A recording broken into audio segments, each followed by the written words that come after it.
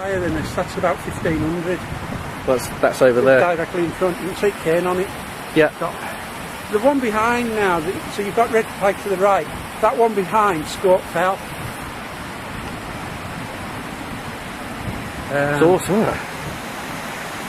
Okay. It's awesome. See, you can see a bit more Sellafield now. It's beautiful, isn't it?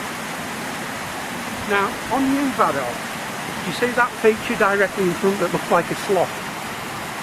You see that slot? Yep. That's Great Door. Zooming on that.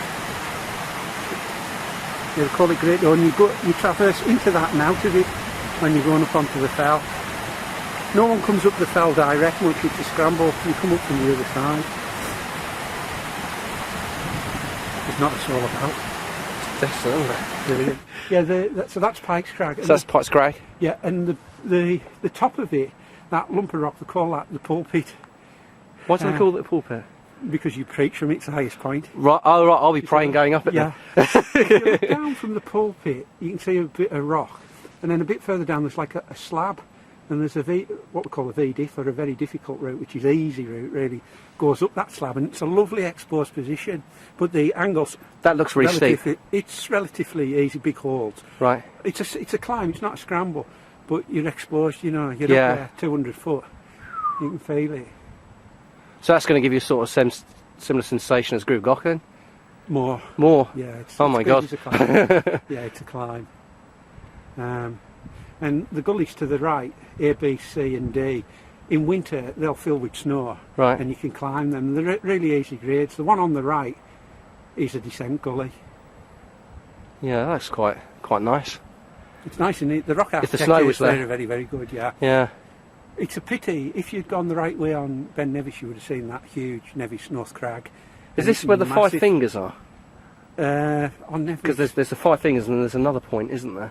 Yeah, oh, you mean Point 5 Gully? Yeah. Yeah, it's a snow gully. Yeah, they're all on the North Cliff. Right. And there's about 5 buttresses now. I've climbed on Ben Nevis. Jeez. But I've only climbed on what they call the Castle Buttress, which is the nearest one. Yeah. And you top out, you're on that bloody pony track. Oh. But it was an easy way. Yeah. I've been up here when it's well snowed up like.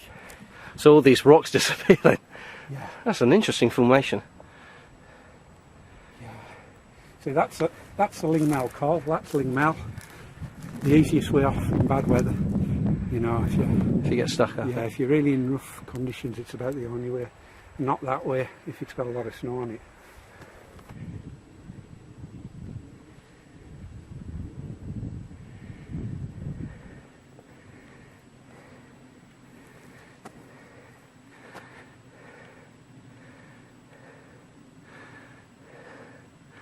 And there's the stone. I've got to go up to there.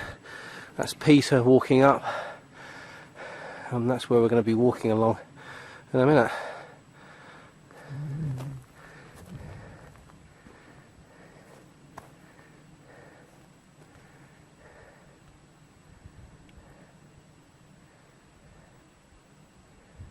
You see, I don't know if you can see, you see the middle of the crag, right in the middle where that wet patch is? There? Yeah, can you, yeah. Yeah. Now, do you see, it's what we call the flake crack. You can see like a flake There's rock. two. There's a bigger one to the left hand side. No, not that one. Yeah. The one right in the middle of the face, and it goes like at a right angle, the crack. Can you see it? Yeah, got it. Yeah. That's what they call Central Buttress, the most famous climb in the country. One of the most famous climbs in the world. That little bit there? Yeah, it was the first RVS. There's a story about that.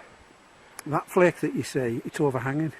Oh, it's right. Not vertical, it's overhanging that. Oh, Christ. Yeah, and it was must be a nightmare. It was first climbed in 1914, yeah. And the way they did it, it was combined tactics. So you see the top of the flake, one man would attach himself to the rock while another climbed onto his shoulders. Originally when they used to do it, that's how they used to do it.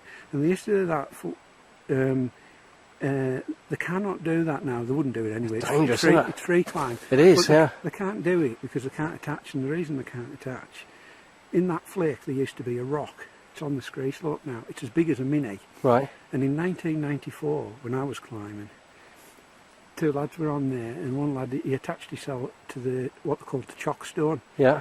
And for his thaw cycle over the years, it opens the crack.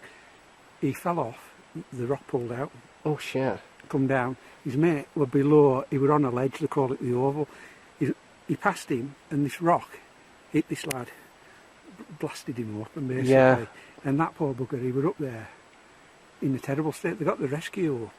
I mean, the other lad were dead, but the fella who, his second, he would never be right, even to this day. No. To live with that, that's... Oh, terrible. Yeah. Now, as we get further up, we can show you better.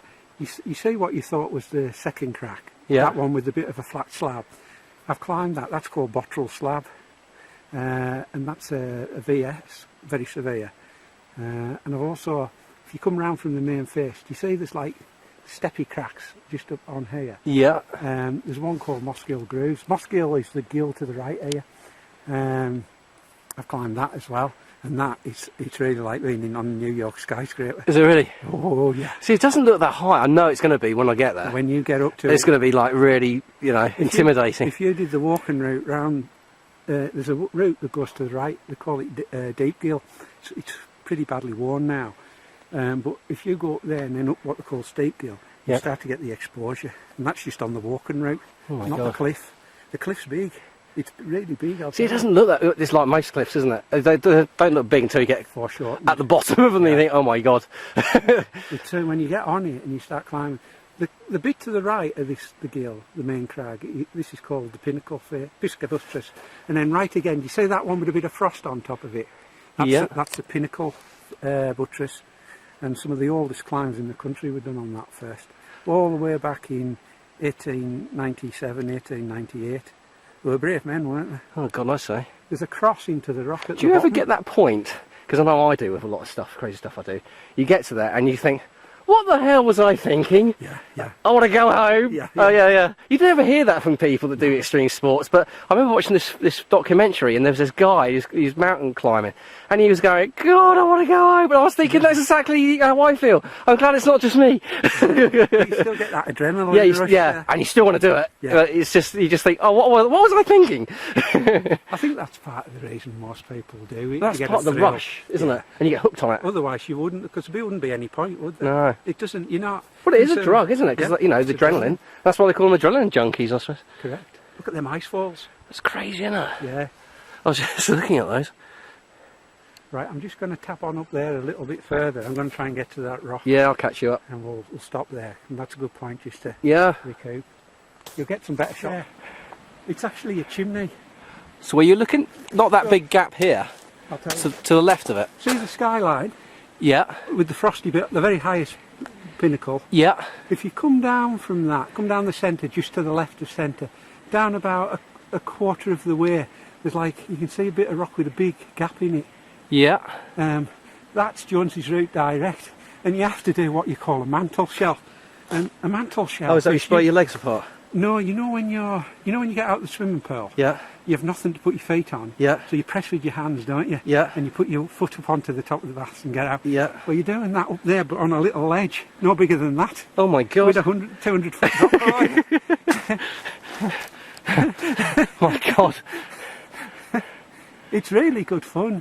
They were old routes. They're not hard, but psychologically hard, yeah. You're exposed. So. Yeah. The fear just driving through you. I mean, phenomenal. You can get good handholds just like that. You know, you can get your hands on something. But when you're frightened, you yeah. know how big it is. Yeah.